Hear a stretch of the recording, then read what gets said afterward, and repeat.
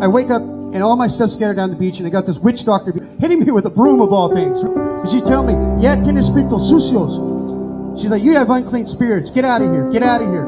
And I'm American. We don't think like that. So I'm like, "You've been sipping on Grandpa's old cough medicine a little early today, have you? Huh? You a little tipsy?" Right? But come to find out, she was right. She was right. Look, mechanical physicists will tell you, the distance between the nucleus and the electron within an atom is relatively speaking the same distance between the Earth and the Sun. So everything we see is mainly made up of energy and very little matter. And so here she's telling me, "Ya tienes espíritu sucio, lárgase, búscale." And I'm like, "Yeah, whatever, psycho." But years later, I'm in this jail and I'm reading The Bondage Breaker, and entire pages go blank because I'm trying to read it. And when I got done, I had the book right next to my face, because anybody that's been locked up knows you don't want nobody seeing you crying in there. But I was truly repentant. I was heartbroken over my sin, and I was confessing these sins. I was declaring the truth, rejecting lies, confessing lies that I used to believe, and I'm doing these steps. And I was serious. And when I got done, immediately I get underneath my covers, and I'm in a fetal position. I'm trembling, and I'm in what's called a hierophany, the theologically technical term that means the manifest presence of God. It means the detachment of a territory from the cosmic milieu, making it qualitatively different, which in layman's terms, it means the manifest presence of God. I didn't see him, but I was in his manifest presence. And the difference between the manifest presence of God and the omnipresence of God, meaning that God is everywhere, that's what omnipresence means. So the difference between the manifest presence of God and omnipresence of God is one you're aware of, one you are not. God, we are in his presence constantly. He crowds the universe and he walks incognito everywhere, and we're unaware of it. But at this moment, he chose to allow me to have a sense of his holiness. Here I am in a fetal position with tears running down my face, and I'm trembling, and all I could say is, "Holy, holy, holy is the Lord God Almighty. The earth is filled with your glory. Holy, holy, holy is the Lord God Almighty. The earth is filled with your glory." With tears running down my face, trembling in a fetal position, underneath my blanket so nobody could see. And the next morning I woke up, and that went on for about 40.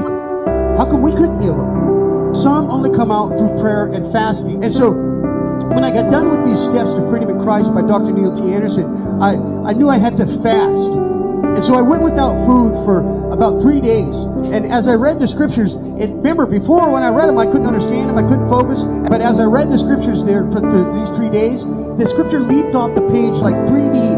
And I got revelation after revelation after revelation. I read from Romans to Jude, all the epistles, because getting revelations from the Lord. That's the Holy Spirit. What he does is he illuminates the scriptures so we can understand. Because it's not academic. This isn't an academic process. This is a revelational process. God revealing himself through the Holy Writ and by the work of the Holy Spirit. When it says God is the light, Jesus said, "I am the light," that's what it means. It means he's the illuminator. He's the revealer, revelator. He reveals himself to us in Holy Writ. And before, my mind was just bombarded with I couldn't even carry on a coherent conversation. I couldn't be around people without thinking I was going to rip their throat out, their necks, snap their ankles. I mean, I that was my job. That's what I did in Central America and Mexico. But I was messed up. I thought I was just a killer. When I looked into the mirror for the first time after God delivered me, after I did those steps, I looked into the mirror. The first thing I said was, "Whoa, I look younger. I look like a nice guy." And I am. Come to find out, I actually am. That's the true me. The born again me, by the grace of his grace, of course. I can't claim any merit, but I'm telling you that because before you could see it in my eyes, you knew I was a killer. You knew I was not a good person, and now it's just amazing the transformation, the deliverance that God has done in my life. Absolutely amazing.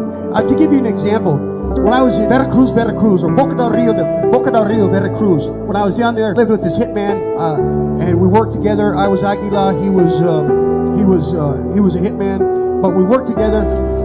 I wasn't a good hitman. I didn't like it, so I didn't do it. I was a better bodyguard. I'd rather protect life than take it, and it just wasn't in me to do it. So even though I thought I was a killer, but long story short. So this guy, he had killed his own dad for the house we lived in. He worshipped Satan. He ate people, and we lived in this little wooden shack. And one morning I woke up, and he goes, and his house is destroyed. I don't remember anything, right? And he says, man. Can you please leave, man? Because something ain't right about you. And I was highly offended. I was like, what? Something ain't right about me? Hey, buddy, you better look into a mirror here. You eat people. You worship Satan. Something ain't right about me. So this gives you an idea of what God has done to me. This gives you an idea of the transformation of the Word of God, the washing water of the Word. I am evidence that Christianity is true. God is real.